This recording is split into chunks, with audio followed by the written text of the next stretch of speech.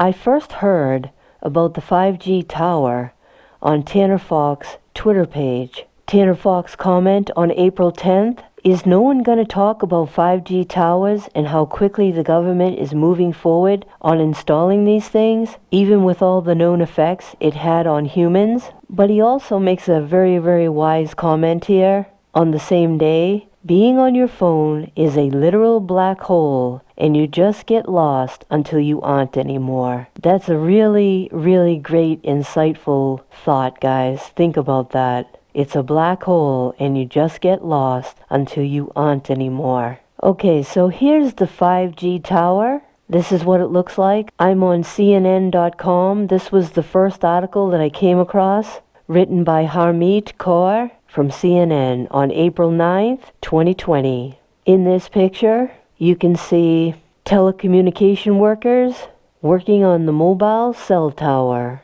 She starts off, as the spread of coronavirus is proving difficult to contain, so too is the misinformation surrounding it. One of the most recent baseless conspiracy theories surrounding the virus is that 5G networks, the next generation of wireless technology that's steadily being rolled out around the world, are fueling the global coronavirus pandemic. They are not. Unfounded claims about a supposed link between 5G and COVID-19 began circulating on the fringes of the internet, where New Agers and QAnon followers perpetuated the hoax that global elites were using 5G to spread the virus. Unsophisticated algorithms amplified those voices and ushered unsubstantiated theories into the mainstream. Officials in the United Kingdom have expressed concerns that recent attacks on cell phone towers were motivated by false conspiracy theories. Meanwhile, actor Woody Harrelson and singer MIA are among celebrities and influencers spreading such claims to their millions of followers. There is no evidence to support the theory that 5G networks cause COVID-19 or contribute to its spread, but still it refuses to die.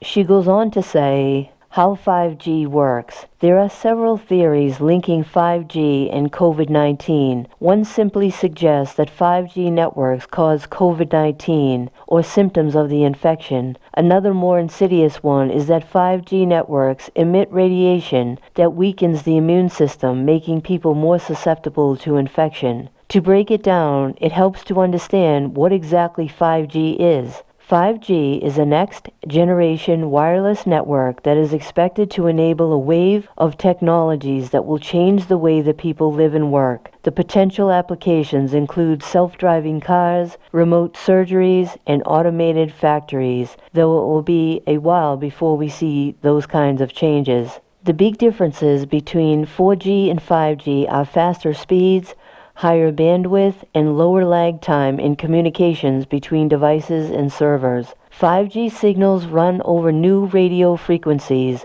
which requires updating radios and other equipment on cell towers. Carriers building super-fast 5G network have to install tons of small cell sites to light poles, walls, or towers, often in close proximity to each other. So far, the networks have mostly been deployed city by city. Why people are linking 5G and COVID-19.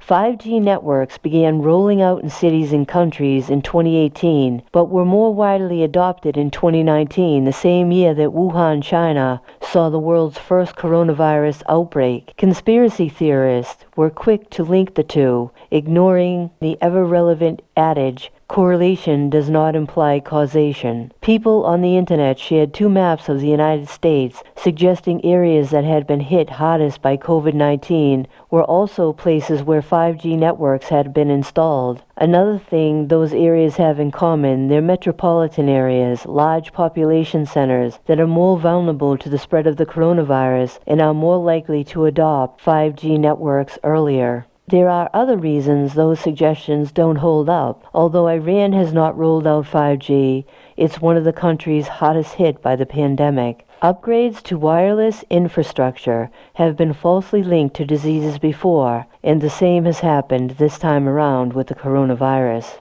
Many of the 5G COVID-19 conspiracy theories are linked to groups that have long claimed that wireless airwaves cause cancer, though there is no credible evidence to support this. Research shows that radio frequency RF waves given off by cell phones do not have enough energy to damage DNA directly or heat body tissues. Their energy levels are lower even than technologies such as microwave ovens and televisions. What's more, 5G signals are actually worse at penetrating objects than 4G signals, which is why 5G networks require many more smaller cell sites built close together. The International Commission on Non-Ionizing Radiation Protection is a body of independent scientific experts that considers how exposure to electromagnetic fields used by cell phones and other devices affects people's health. The organization maintains that there is no link between 5G and the coronavirus. The theory that 5G might compromise the immune system and thus enable people to get sick from corona is based on nothing, Eric Van Rongen, chairman of ICNIRP, wrote in an email to CNN. There are no indications from scientific studies that 5G or any other G affects the immune system. If that would be the case, we would have seen effects on the scale and severity of infectious diseases already decades ago, and we don't.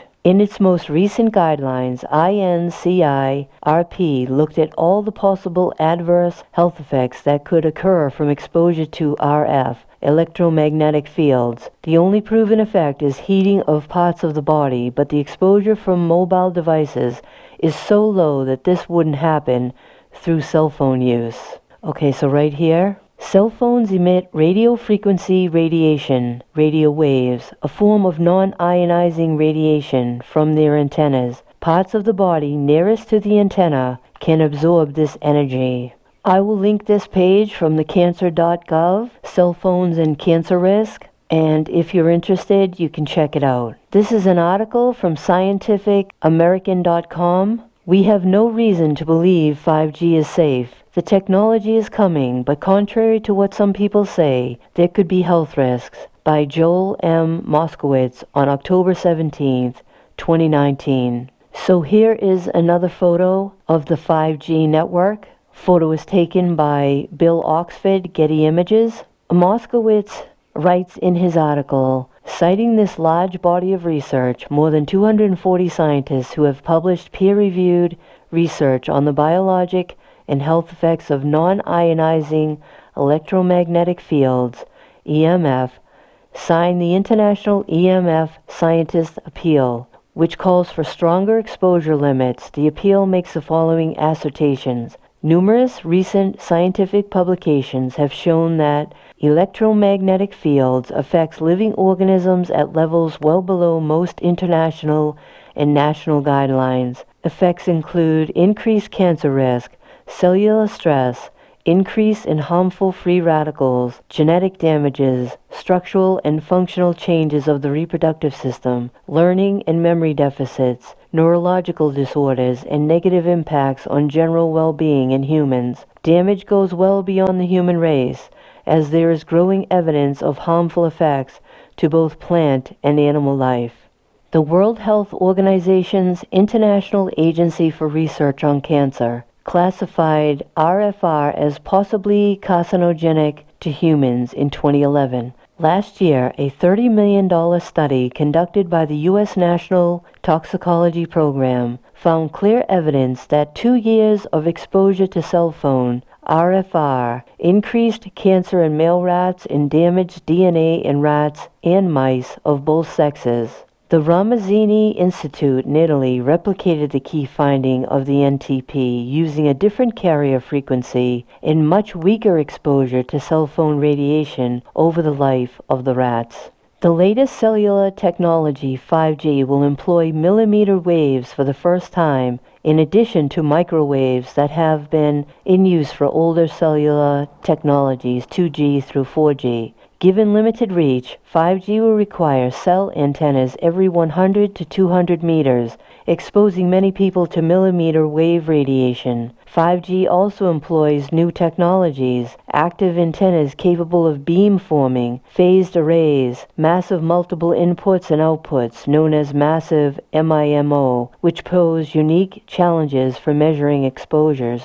Millimeter waves are mostly absorbed within a few millimeters of human skin and in the surface layers of the cornea. Short-term exposure can have adverse psychological effects in the peripheral nervous system, the immune system, and the cardiovascular system. The research suggests that long-term exposure may pose health risks to the skin, melanoma, the eyes, ocular melanoma, and the testes, sterility. Since 5G is a new technology, there is no research on health effects, so we are flying blind, to quote a U.S. senator. However, we have considerable evidence about the harmful effects of 2G and 3G. Little is known the effects of exposure to 4G, a 10-year-old technology, because governments have been remiss in funding this research. Meanwhile, we are seeing increases in certain types of head and neck tumors in tumor registries, which may be at least partially attributable to the proliferation of cell phone radiation.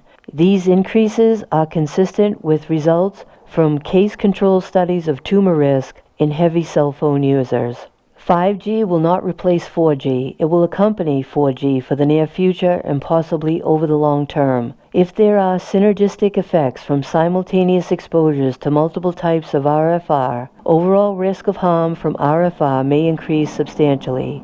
Cancer is not the only risk, as there is considerable evidence that RFR causes neurological disorders and reproductive harm, likely due to oxidative stress. As a society, should we invest hundreds of billions of dollars deploying 5G, a cellular technology that requires the installation of 800,000 or more new cell antenna sites in the U.S. close to where we live, work, and play? Instead, we should support the recommendations of the 250 scientists and medical doctors who signed the 5G appeal that calls for an immediate moratorium on the deployment of 5G and demand that our government fund the research needed to adopt biologically based exposure limits that protect our health and safety.